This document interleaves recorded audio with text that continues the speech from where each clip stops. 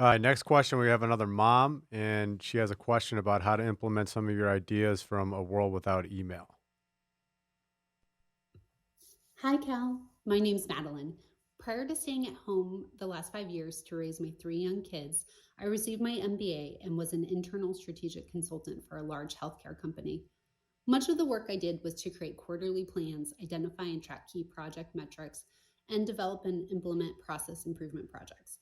Very in line with the recommendations you've laid out in a world without email. I first want to thank you for creating a language and culture around the deep life and clarifying why this type of structure is important.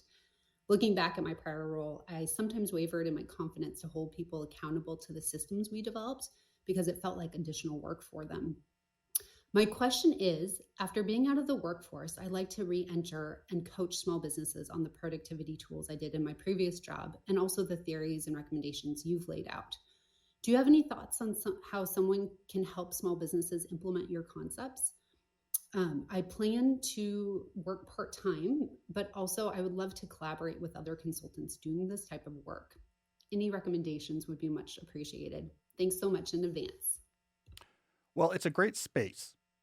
It's a great space. This is my read, having published World Without Email, is that there is an immense hunger out there at all levels within companies to figure out better alternatives to simply, you're on email, you're on Slack, let's just rock and roll and hope things get done. That hyperactive hive mind approach, the hyperactive hive mind approach I describe and dissect in detail in my book, A World Without Email, is not working, and people recognize this, whether we're talking about the small business entrepreneur or the CIOs of major corporations, which in both cases I have had these conversations recently. So I think this is a great space to get into. Uh, I don't actually have a good process for helping companies develop these processes.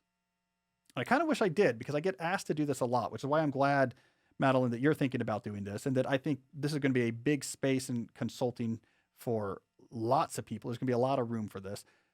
Typically, what I tell people is I'm an idea guy. I come in, I study the issue, what's going on here. I get really deep into the issue. What are the actual roots of the issue? And then try to figure out philosophically what you would have to change to improve this problem. But I'm not in the world of business. So you don't want me to come into your business and start giving specific advice on how your business runs, because I don't know how businesses run. So I don't have a good process for this, but I think there are good processes to be constructed. I think it's going to be a major sector of the sort of knowledge work management consulting world, that sector. I think helping companies develop processes to sidestep the hyperactive hive mind is going to be a big deal. So, Madeline, I would say probably you should have some sort of process you follow that you're willing to evolve very quickly as you actually try it out there in the real world. I would say I've learned you need to probably learn more about a team than you think before you're ready to propose things. There's often you have to surface these hidden dynamics that you don't really know about, but that are actually driving a lot of how work actually gets done. And three, I would say it's important that you eat your own dog food here. So make sure that you run your consulting firm very much aligned with these ideas. That it's not just, yeah, email me whenever.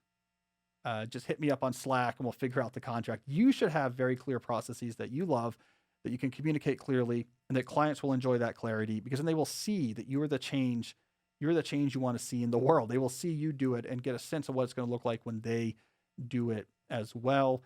I might point you towards Ginny Blake's new book, which is a book, I believe it's called Free Time. And it comes out in March, but I did an interview with her in December on the podcast. You can go back to that episode and learn about a lot of the ideas.